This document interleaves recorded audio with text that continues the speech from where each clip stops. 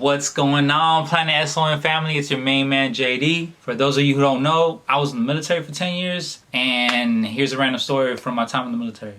Before I get started, I just want to say thank you to all the new subscribers. Thank you for subscribing. Thank you for the comments. And thank you to everyone DMing me on Instagram. If you don't follow me on Instagram, hit your boy up, follow me, DM me, let me know what you think about the videos, and see what I could do better, and let me know what you guys prefer, and we could take it from there. Like I said, thank you again for the love. Thank you for watching. Thank you for liking. Thank you for sharing. Please subscribe. I appreciate it. Alright, so this story is crazy. It's a wild ride. It was like years in the making just to go from the beginning all the way to the end. It was just years and years of new things unfolding. I guess you just never know who a person really is, and it's crazy. But take this ride with me. Check it out. See how much of a trip this whole story is. Okay, so let's start all the way from the beginning. So it's 2006, and I just graduated boot camp. And right after boot camp, you have to go to tech school. And for those of you who don't know, tech school is just a school where you learn how to do your job in the military. So it's my first week in tech school, and I'm waiting for my class date. But during the first couple weeks, since you don't have a class date, because obviously there's people rotating in and out, graduating and then coming in and all that stuff. Well, during my wait time, what we had to do was, they call it details. So it's either you're cutting the grass or watching the grass grow or mopping the water in the street when it's raining. You know, stuff like that. Like a lot of irrelevant work that you have to do. I mean, you are getting paid, and since you're doing nothing all day, the sergeants need to have you doing something. Like I said, whether it's watch the grass grow or something else like, I don't know, paint rocks or something. During my detail, what I had to do was I had to mop an auditorium. Now, during the time when I was mopping, this kid comes in the auditorium. Let's call him Chester. Something that always stood out to me about him specifically was that he had a bandage. So later on, I knew what it was, but obviously I had to talk to him about it to know what it was, and then I had to experience it later. But what it is sometimes military people, when you see them, like the lower ranking people, we get the smallpox shot. The way we bandage it up is we have a bandage, and then we tape it on 3 sides. And on the top, you have to leave it open so the scab can breathe, you know, so it can heal up, and that's how the vaccination works. And the way they do it is they poke you 3 times with the needle, and they rub like I want to say the active virus on you, and they just rub it on there, and they just infect you with it. So after that, it heals up and it scabs up real bad, and the scab falls. However, you have to really take care of it, because since it's active, if you let it run down your skin, you might be able to spread the smallpox all over your skin, and also it's contagious. So if you have a family, you have to like really take care of yourself. Either move out for a week or something, or just be extra cautious, because since the scab has the active virus, you could infect other people around you. So I walked up to him and I introduced myself, and he told me his name. Obviously we're going with Chester. So he said, "Hi, my name is Chester." And I was curious about the bandage. So I asked him, I was like, "Hey man, what's up with the bandage?" He told me it was the smallpox shot. Sometimes it depends on what country you're going to. That's what determines how you get the smallpox shot. So we were talking, and he said that he just got orders to Turkey. So right out of tech school, he was going straight to Turkey. And if you go get stationed in Turkey, a requirement is the smallpox shot. So I was asking him, you know, what he was doing in the auditorium, and he said that he just graduated tech school and he had his luggage with him. So he was waiting for a bus to pick him up so he could just go to the airport and go home. He said he was going home for a month, and after that month, he was going to Turkey. So we started talking. He was just a very open guy. I mean, he started talking about his personal business, and I was willing to hear him out just because I just wanted a break from mopping the auditorium. So he started talking to me about his girlfriend and his current situation with this girl. So this is his story, so hear me out. So at the time when we just met, we were 18-year-old kids. So back when he was in high school, he had a best friend, and that best friend had a girlfriend. They all used to hang out with each other, and the best friend and Chester wanted to join the military together. And there's this program where you could go through boot camp and tech school together. And that was their plan, to knock out all that training together as best friends. So during the process of them joining the military, obviously with the physical and the background check and education and all that stuff that you have to go through in order to qualify to join the military, well, the best friend, for some reason, he was disqualified. And obviously Chester was allowed to come in. So during that time, you have like around, I don't know, I want to say like a month, 2-month period from when you go into the recruiter's office and the day that you leave for boot camp. So let's just call it a month. Now his best friend's girlfriend was kind of disappointed that her boyfriend got disqualified, but she kind of had her eye and she was kind of scheming to try to get the attention of Chester. So Chester was like, hey, you know, I could get, you know, some booty, so why not? He ended up sleeping with his best friend's girlfriend. So since they had around a month to like build a relationship on the low, they ended up telling the best friend like, hey man, you know, she's with me now, so please leave her alone. And obviously the girlfriend was just trying to latch on to the guy who was going to have a military career. So during that month, right before boot camp, you know, they were messing around and they were officially boyfriend and girlfriend, and Chester went to boot camp. So around that time, I want to say boot camp was about 7 weeks. So you had to go 7 weeks, and then tech school, which was, let's just call it another 2 to 4 months, depending on what your job is. So let's just say it's a total of 6 to 7 months that you have to be away from home. So during that time, when Chester was in boot camp and in tech school, well, the girlfriend got a little lonely. And what happens then? Well, she fell into temptation with the ex-boyfriend. So as she was creeping on the low with the ex-boyfriend, she ended up getting pregnant. So after Chester graduated boot camp, he was able to access a phone so he could call his girlfriend and see what was going on. Especially since she stopped writing him in boot camp and his family not being able to know what's going on with her. He was kind of suspecting something. So as soon as he was able to call, she broke the news to him like, hey, yeah, I'm pregnant by old dude. You know, I don't want to be with you no more. So obviously Chester was heartbroken. I mean, it's a part of the game. I mean, since you stole your best friend's girlfriend from him, you can't really be mad at it. So fast forward to the moment that we're meeting, and he's getting ready to just go home, and I'm over here like, hey man, so what do you think you're gonna do? So he's over here telling me like, oh man, I'm gonna beat him up, I'm gonna do this and that, I'm gonna go harm the guy. And I was like, hey man, well, it's not cool. I mean, obviously what you told me, I mean, it's a part of the game. Just let her go home and relax, and just go to Turkey, and hey, maybe you could meet some girl out there, you know, either she's a Turkish lady or a military girl. You know, just live your life or just relax. You know, you could be single, why not? Consider it a blessing. So that was the end of our conversation. His bus arrived and I just went back to mopping. And I honestly thought I was never gonna see that guy again.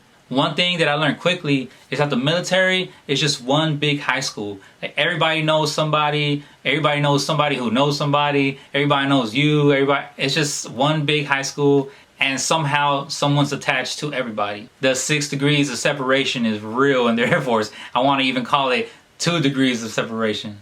So I end up going through my school and graduating, and I end up with orders to Japan. And I spent my time in Japan, you know, I spent 2 years there, and I completely forgot about that guy I met one time. However, if I thought back at the time where we met, it was still vivid in my mind, simply because the impression that he made by just having that shot that I had no clue what it was, it kind of made me curious to obviously learn about his shot. You know what? You know what's funny? 6 months later, after I met the guy, I ended up getting the shot myself. Anyway, so a couple years later, I ended up getting orders to Germany from Japan. So I was excited to move to Europe and have that experience. So I moved and I ended up at a different shop. And the shop was real cool. There's a lot of cool people there. So around the first few weeks that I was at my new section in Germany, a few of my coworkers, mainly one, but all of them had an opinion about this one guy who was currently deployed, who belonged to our current section.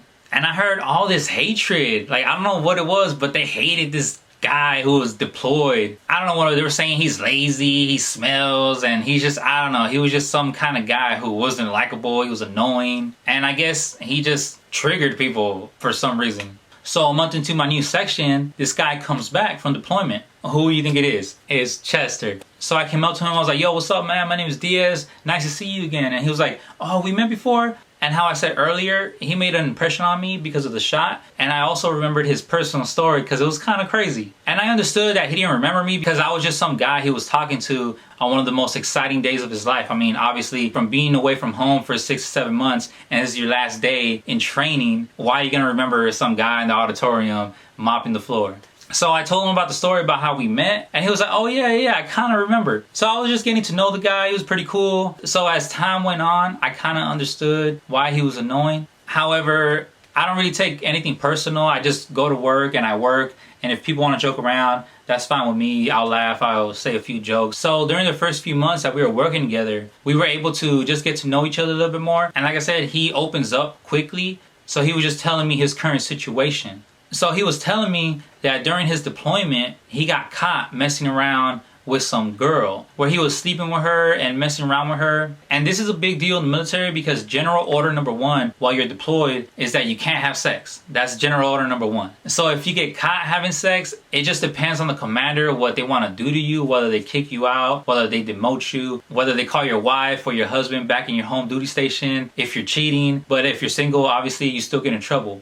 So he was in that process of just getting in trouble and trying to see what the outcome or what his punishment is going to be. Unfortunately, that girl was also stationed with us in Germany, and her duty section was right next to our duty section. So they would always see each other. Also, what they used to do is they used to go to lunch with each other. So that was kind of, I guess, bad on him because he was making this affair public. So since he was telling me his current situation, he also started talking about his wife. So he was like, oh, well, I don't care that I cheated on my wife because, you know, that B started cheating on me and all this stuff. So right before I got there, I guess it was a big deal that kind of blew up right before he deployed and right before I got there. So what happened was his wife was cheating on him with some sergeant in Germany. And when Chester found out, he confronted his wife about it, and his wife started getting mad, and they started getting into a big argument. And Chester was over here obviously enraged about the whole situation. So he started like disrespecting her and verbally abusing her and all that stuff. And I guess she ran to go tell the boyfriend. And one day, that staff sergeant went into our office and started yelling at Chester. I don't know, to me, that guy's an idiot because he went in the office talking about, hey man, don't be disrespecting my girlfriend. And he was like, yo, that's my wife. And the sergeants around, they stopped the whole confrontation and they asked the staff sergeant to leave. But how embarrassing is that where your wife's boyfriend comes into your shop defending her, talking about don't be disrespecting her. Anyway, that's pretty crazy. So to kind of change the subject, I was kind of curious and I wanted to know about what happened to the girlfriend from back in the day. So he said, yo, that's my wife. And I was like, what? You married old girl after she cheated on you and all that drama? And he goes, yeah, so this is what happened. So originally, when I met him back in tech school, that day, he got on a plane and he went home for a month. And during that month, he was able to see old girl and she was pregnant and they started talking again. And around this time, the best friend still didn't have a job or still didn't have anything to show the girlfriend that he was going to be able to take care of the baby. So what does Chester do? He goes up to her and he starts talking to her and he goes, yo, I'll take care of you. I'll take care of the baby. You know, just being a little simp, to be honest. I mean, my opinion. What do you guys think? Is that cool or not? So he ends up proposing to the girl. And the girl said, yeah, just because obviously, would you rather have your baby daddy who doesn't really have a job or this guy who's in the military who's willing to take care of you? And she took advantage. So she agreed to marry the guy. And during that month, they were able to get legally married. And after a few months, after all the paperwork went through, she was able to go to Turkey with him. So his wife ends up giving birth to the best friend's son in Turkey. So they were doing their thing in Turkey. I want to say they spent 15 months in Turkey and he got orders to Germany. So during that time, she would go back home so the ex-boyfriend could know the baby since it was his baby. And during the time she would visit, she would be cheating on Chester with the baby daddy. So they moved to Germany and the wife finds herself a boyfriend and continues to cheat on Chester and the ex-boyfriend. I don't know. To me, she was just full of drama. She was just a crazy girl. So as Chester starts finding out of her cheating ways, he ends up cheating himself. So he ends up deploying and he finds himself a little girlfriend. But I mean, who could blame him? I mean, his wife's always cheating on him. I mean, what can a man do? I'm not saying it's right, but that was just his situation. So during Chester's deployment, the wife ends up going back home to the United States. And obviously, what happened? She ends up trying to be with the ex-boyfriend. So as Chester comes back from deployment, he's talking all this wild stuff about oh yeah, I'm getting divorced, my wife is currently back home, and I'm gonna fly back home just so I could divorce the lady and she could be out of my life forever. And yes, even though you're going through a divorce and you're breaking up with your wife, adultery is still adultery in the military. Even though they're not together legally, since the military is paying you for having a wife and kids, that means that you can't be cheating on your wife or breaking that bond because the military is actually paying you for it. So adultery is adultery regardless if you're broken up or not. So the way the military sees it is if you're married or you're not. There's no in between. So during that time when he was telling me his story, like I said, he was in the whole situation of waiting for his punishment on committing adultery and also trying to get a divorce from his crazy cheating wife back home. So I believe he ended up getting like a letter of reprimand, like an LOR. We call it LOR, it's just a letter of reprimand for cheating because of the whole situation where his wife was already gone and the commander and the first sergeant was kind of like, well, let's just give this guy a LOR and he's good to go. And the girl he was cheating with, I believe she also got an LOR for it. And also, like I said earlier, their relationship was public, so they were still going to lunch together and they were picking each other up from work and driving each other home and all that stuff. So it was public, they weren't hiding anything, but they accepted their punishment and that was it. So Chester ends up going back home to get the whole divorce process going with his wife. As soon as he gets home, he sees that his wife is currently with the ex-boyfriend slash baby daddy, and guess what he does? Yes, he tries to make it work with his wife.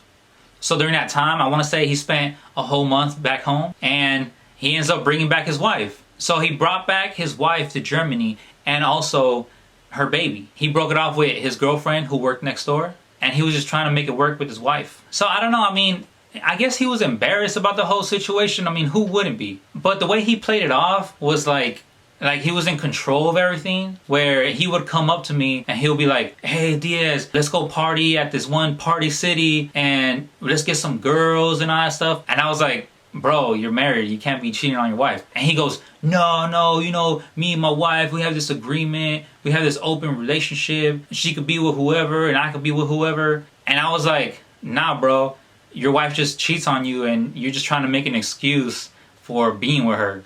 And he was trying to sound all cool, like, oh yeah, I'm allowed to step out of my marriage and sleep with girls and all that stuff. But I don't know, you can see right through it because people do have that kind of arrangement and that kind of marriage. However, that's not what it was. It was just, he was just trying to not embarrass himself or not feel embarrassed about being with his whore wife, to be honest.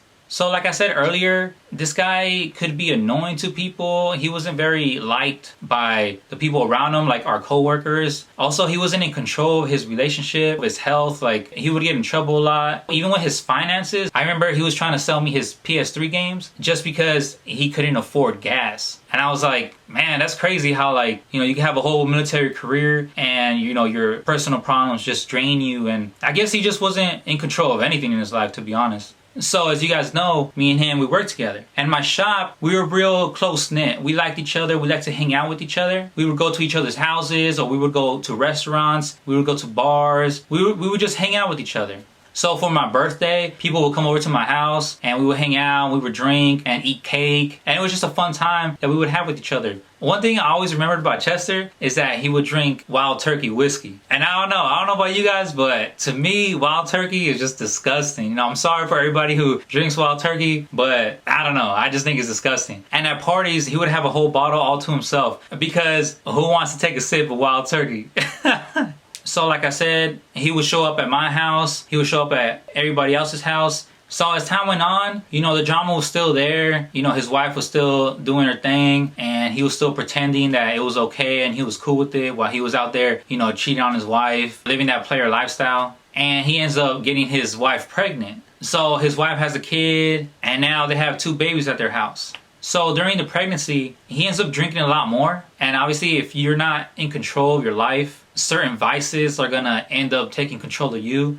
So during that time, I end up moving sections. And when you move sections, you kind of start hanging out with the people you work with. And you stop spending as much time as you did with your last section. So all of a sudden, my friend comes up to me and he goes, hey man, you heard what happened to Chester? I was like, whoa, what happened? He was like, yo man, he got locked up on base. And to be honest, I was just surprised. And I was like, why did he get locked up for? And I guess the reason was secret because it wasn't really going around like that. Like, obviously we know that people like rumors and people like to start rumors. However, it wasn't really clear on why he got arrested. So around this time, it's my turn to deploy. So I leave to Afghanistan to complete one of my deployments. So during my time in Afghanistan, Chester was probably the last person I was thinking about, and I forgot about the whole getting arrested thing. So after a 7-month deployment to Afghanistan, I get back to Germany and people start talking to me about Chester. So they go, hey, yo, Diaz, did you hear about Chester? And I was like, well, what happened? Why did he get locked up? So what I was told through all the rumors that were going around was that his stepson, obviously son of his ex-best friend, went back home to go visit his daddy. And during that time, the dad was having fun with his son and just playing with him and just tickling him. And the dad accidentally touched his son's thigh. So the son was like, hey, stop touching me there. And the dad was like, what the hell? Like, I didn't do anything. You know, he just touched his thigh. And he was like, yeah, Daddy Chester touches me there. And at that moment, like any father, you know, he started to freak out. Like, yo, is my son getting molested? Or is something going on back in Germany? So the dad starts drilling him a little bit more. And they end up calling the cops. So then Chester ends up getting arrested in Germany because his stepson was accusing him of molestation. And obviously, Chester was denying it. He was saying, no, you know, I didn't do anything to the baby. And starts going through the motions of the legal process. Also around that time, it was his time to leave Germany because when you're in a duty station overseas, the day you land, they tell you the day that you're going to leave. So the trial and the whole court case ended up going to the new duty station. So as the legal process went on, he was going through a court-martial. A court-martial is kind of like a trial, but in the military. And it was crazy just to like read the docket because in the military, they send out emails and also they have a public forum on where you could see the legal dockets of everybody in the military. So you could type up somebody's name who's currently going through like a court case and you could read what's going on. And the court case was crazy to read because you really don't think somebody is capable of ugly things that he was accused of. And the details were in the court case. Like, you could read it. It's public. You could Google it right now and you could read all that graphic stuff that the baby boy was talking about. And in the end, he was found guilty for molesting his stepson. He gets demoted to E1. He ends up paying this large fine and he ends up serving 7 to 10 years in Leavenworth, the hard military penitentiary, which well deserved. I don't know, the world is crazy, but to go to that extent, to be that evil, to be touching kids, I don't know, man, that's unforgivable. Fortunately, he got locked up and now he's a registered sex offender, so he won't be able to harm anybody else. So beware, everybody. Protect your kids, protect yourself. And just watch out, don't be too trusting, and don't let monsters be around you. Keep your circle tight and protect yourself. I don't know, to me it's just crazy, and I guess it made me a little bit more paranoid. I refuse to let anybody who I don't know hang out with my kid. And also, it made me paranoid to think of people who I do know hang out with my kid. Am I wrong for thinking that? Would you agree? What would you do? How do you handle that situation? Anyway, let me know in the comment section. Subscribe to your boy, like the video, and let's discuss. Thanks for listening to this random story from my time in the military. I appreciate it. Thank you again for the DMs. Thank you again for the comments. Thank you to all the new subscribers. And I'll make sure to drop some more videos for you guys. Thank you.